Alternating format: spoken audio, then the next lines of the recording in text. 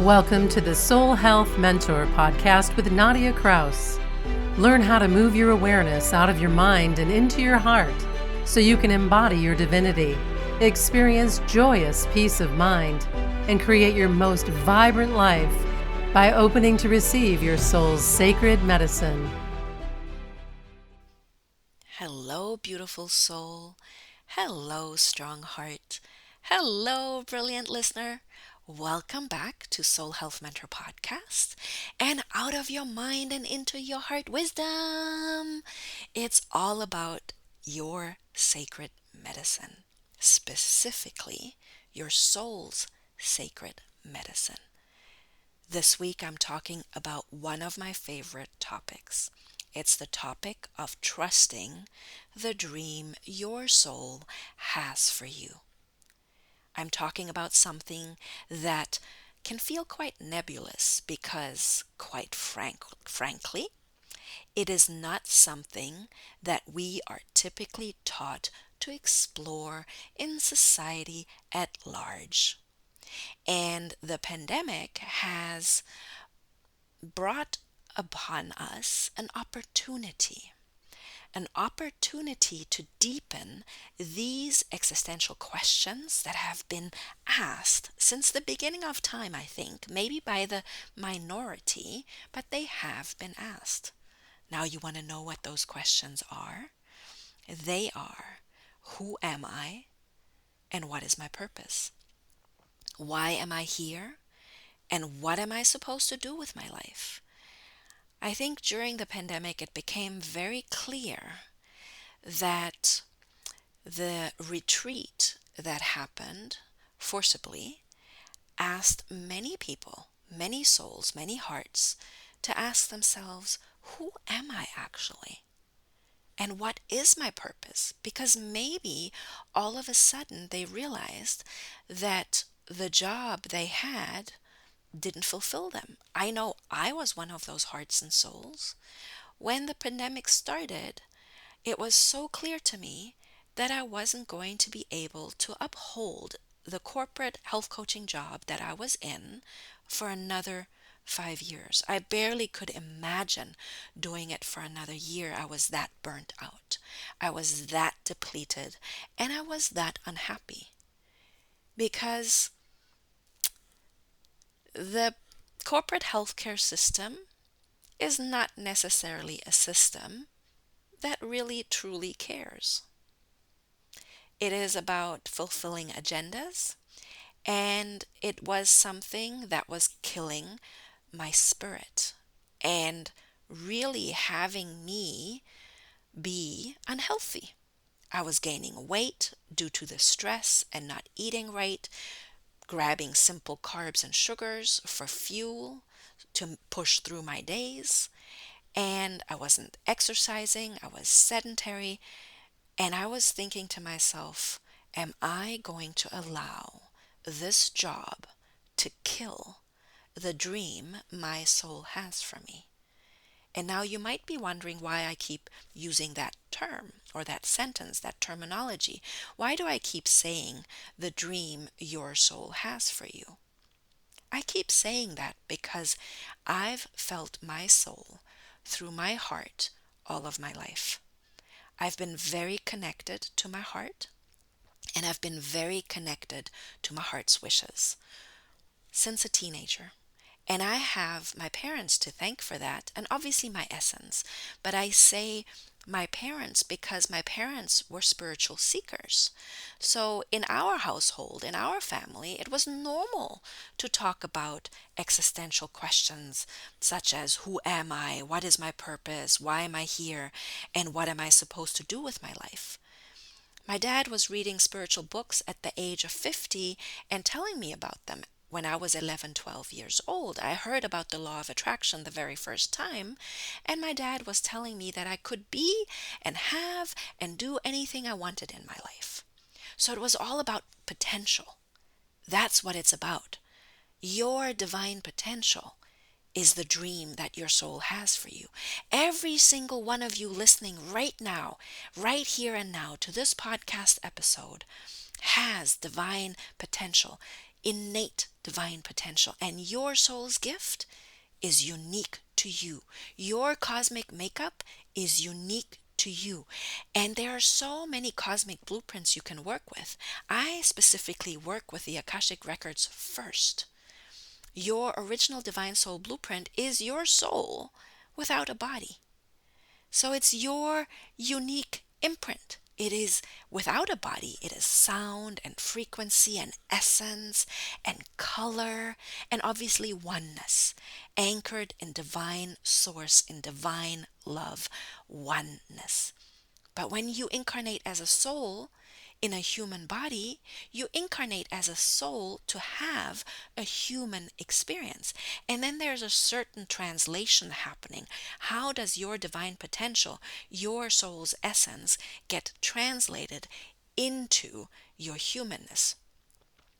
And there's this unique soul's gift, that frequency, that energy signature that then gets translated into your astrology, the time you were born, into your human design, into your gene keys, into your carnation cross, into your Kabbalah, into your numerology, into your, what else is there?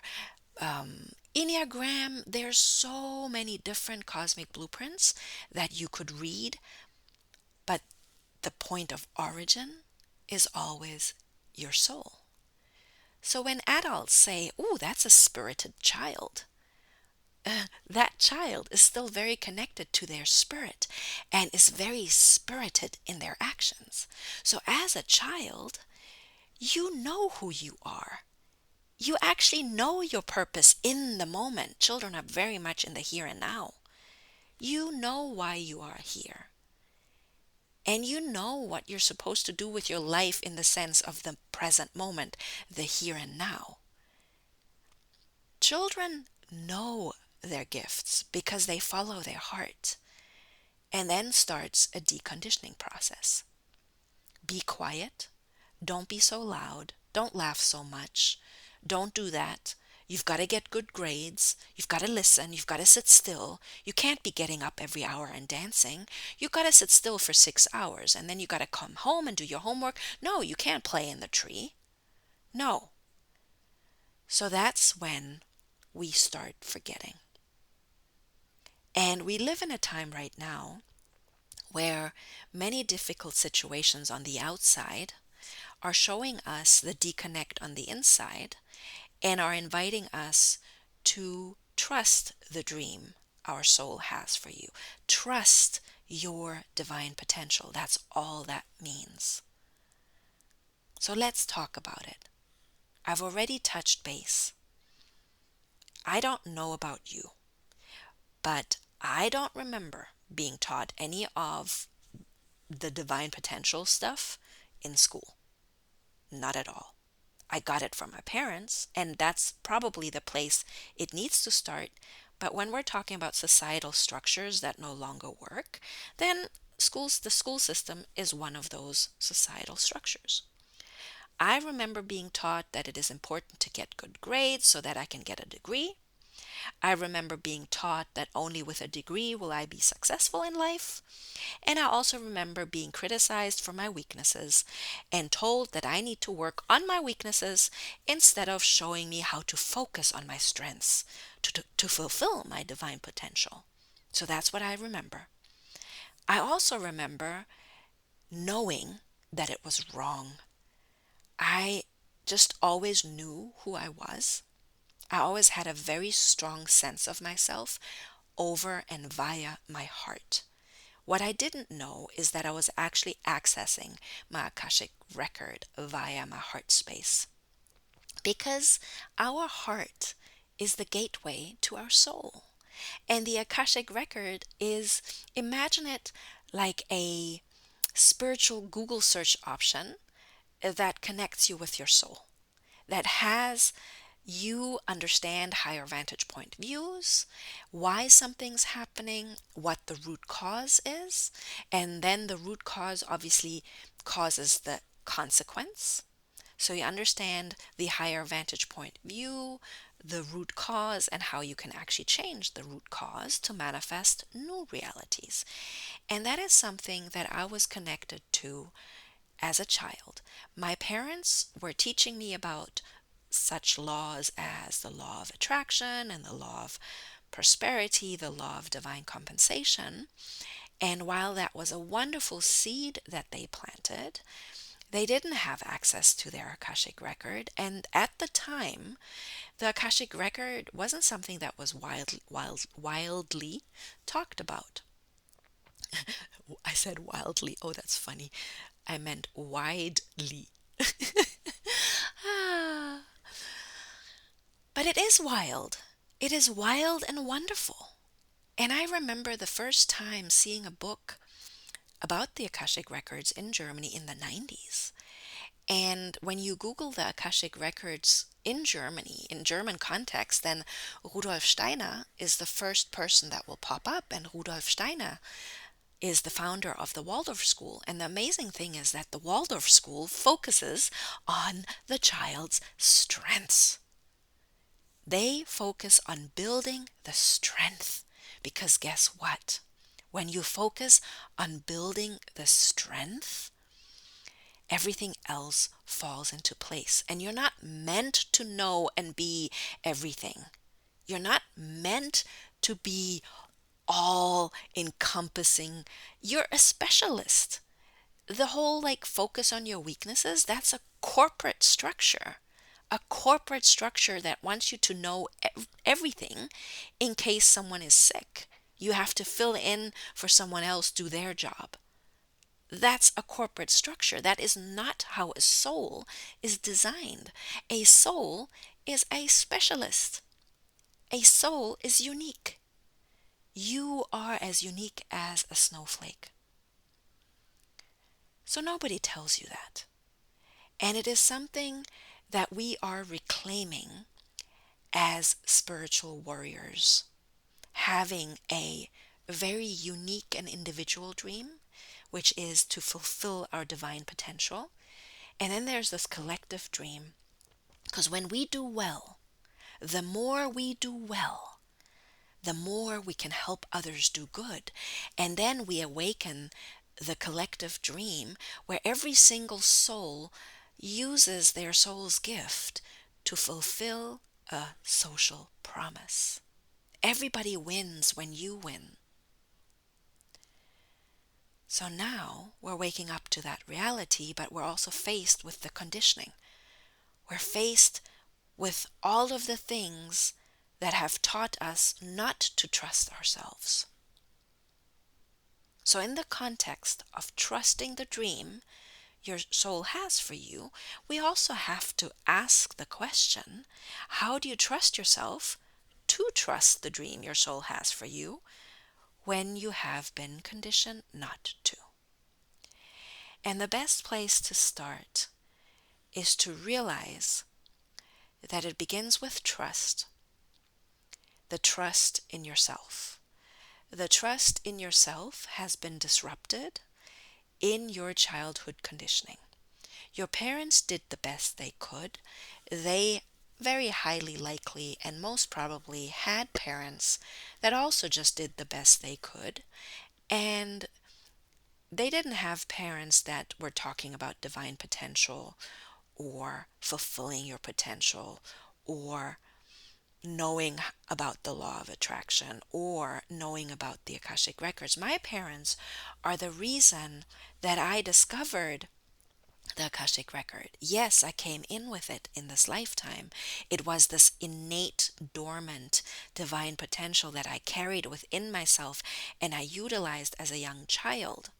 But it was my choosing to follow my heart and my heart's wishes and my soul's desires that anchored that gift here on earth. And it was my desire to do better than my parents. And I mean that not in a judgmental way. I mean it in a way where I take what my parents taught me, and that can be positive and negative. It can be taught by positive example and it can be taught by negative example. There's no judgment. In the Akashic records, there's no judgment. It's sacred neutrality. And My parents meant well, and they taught me by positive example. They were reading books and they were trying to grow and they were trying to do better.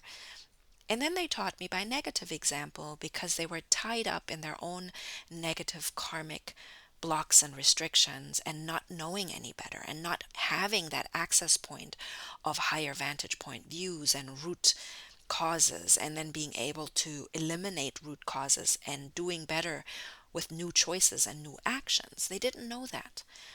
But I wanted to know because I wanted them to be happy. And as a child, I was unhappy that they didn't find their happiness. And I was determined to find my happiness. I was determined to create the life of my dreams while tending to my heart.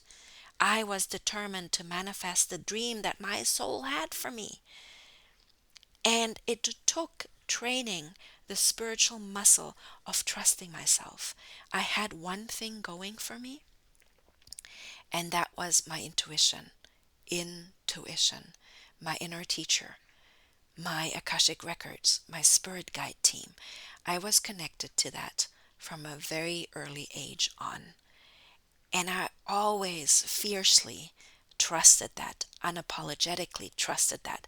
I didn't know why I knew. That is the definition of intuition. You don't know why you just know.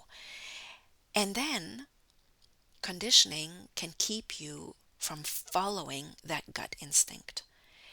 So the first step is to build self trust by identifying your soul whispers. Your soul whisper is that repeating theme. It's that voice in your heart. It's not your head.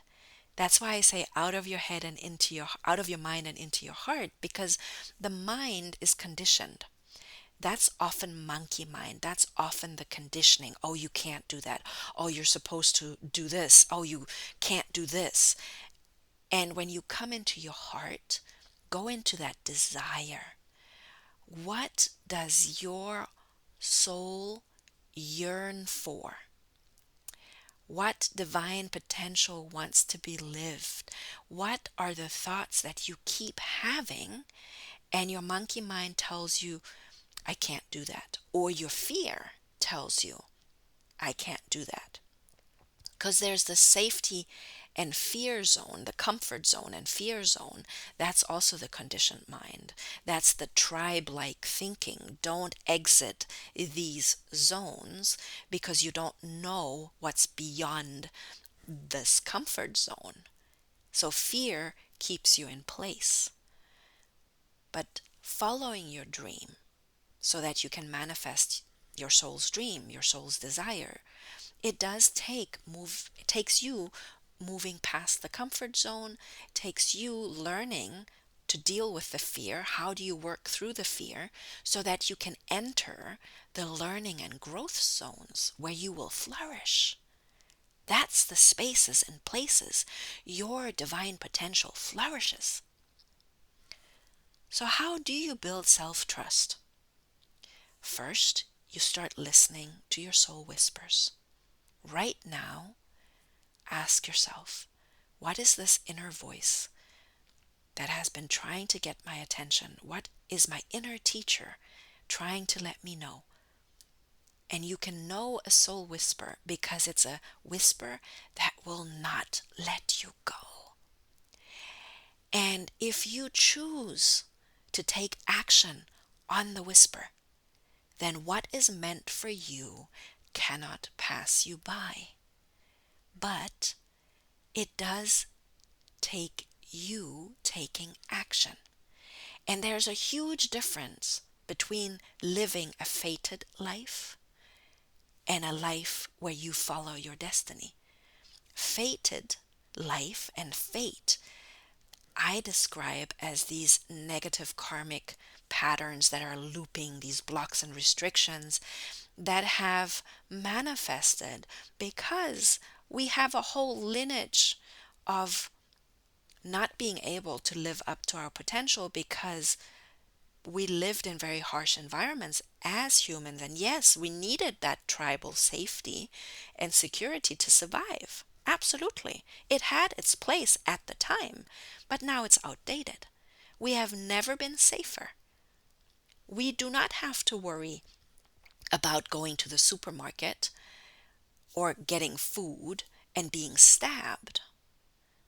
That is not something robbed of our food and being stabbed. That is a lifetime that we have lived where it wasn't safe to leave your tribe all alone by yourself. And you might have gotten killed or raped or dragged off somewhere. Yes, those were very, very harsh environments. But these are not the times today. In modern day life, it is no longer necessary to stay in your comfort zone.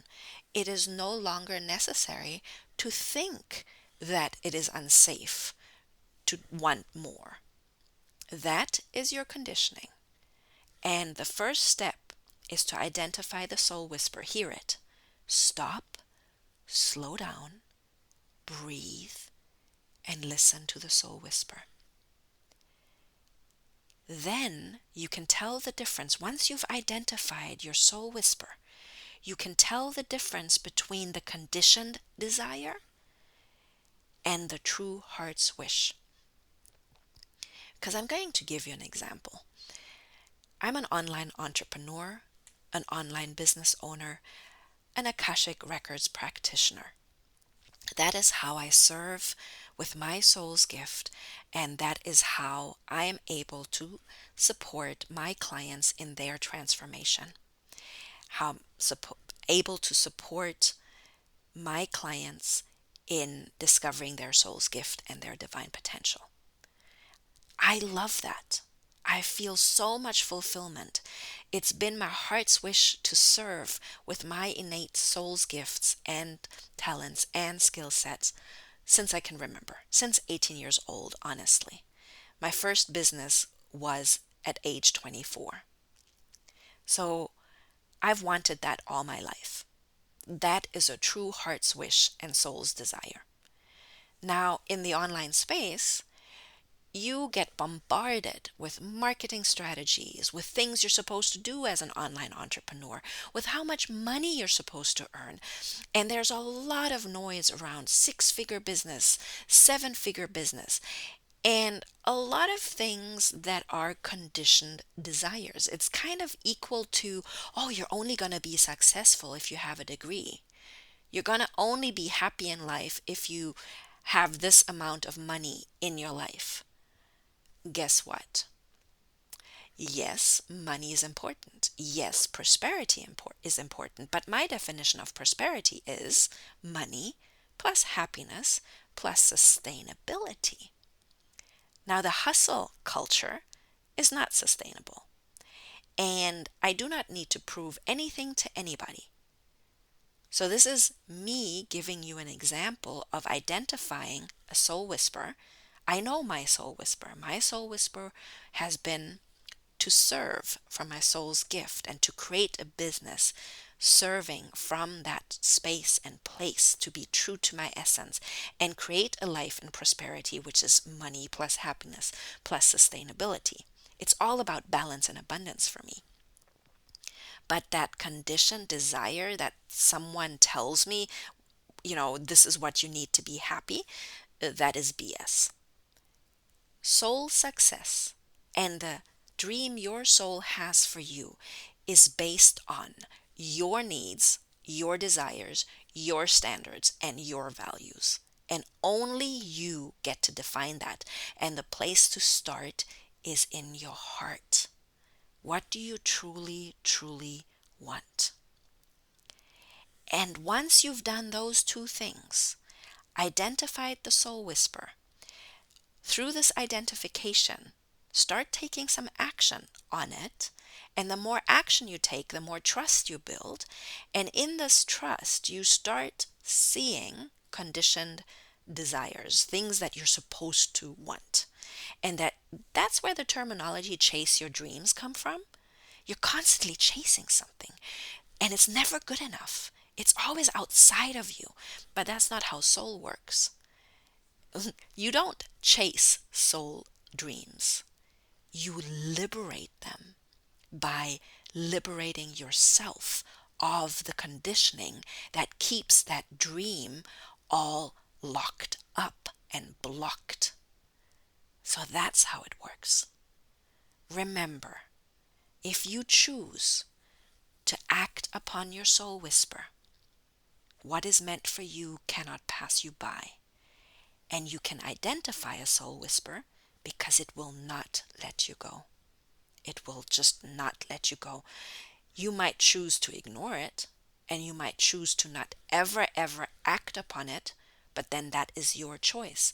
And I also honor and respect that not every soul is going to act as a human on their soul whispers. Not every human, I should say, because the soul is eternal. It's okay. The soul loves you unconditionally. There's sacred neutrality. It is literally just about your choice. So the choice for you as a human, the question would be, do you want to keep ignoring your soul whispers? Do you want to do that? Or has it become too painful to ignore them much longer? Remember this, beautiful soul, strong heart, and brilliant listener. Soul health and soul health care is a work of heart, specifically your heart. Thank you so much for being here and listening. And if you haven't listened to the episode where I asked you, are you a dreamer? Then do that. It beautifully complements today's episode. And I also wanted to let you know that every cycle, there's natural rhythms and cycles. So natural rhythms and cycles in nature, in the seasons, but also in the moon cycles. So I started a soul health talk. So every month or so, when a cycle ends, a moon cycle specifically, like from new moon to new moon, or from new moon to full moon, I create the soul health talk. And we're coming up on a new moon in Scorpio. And the new moon in Scorpio invites you to face death, rebirth, and transformation. Because to trust the dream your soul has for you, not only does it take identifying the soul whisper and then taking action upon it and then learning to differentiate between conditioned desires and true heart's wishes, but it also takes you building the self-trust that you can access your divine potential by allowing yourself to die. An old identity dies when you start the deconditioning process. You've been told certain things about yourself. Ask yourself, is it really true? And that is what the new moon in Scorpio invites you into. There's also a solar eclipse. A solar eclipse can be a beautiful time of catalyzing things in your life when you're doing it consciously. When you've been ignoring your soul's whispers for a very, very long time, sometimes the universe does it for you.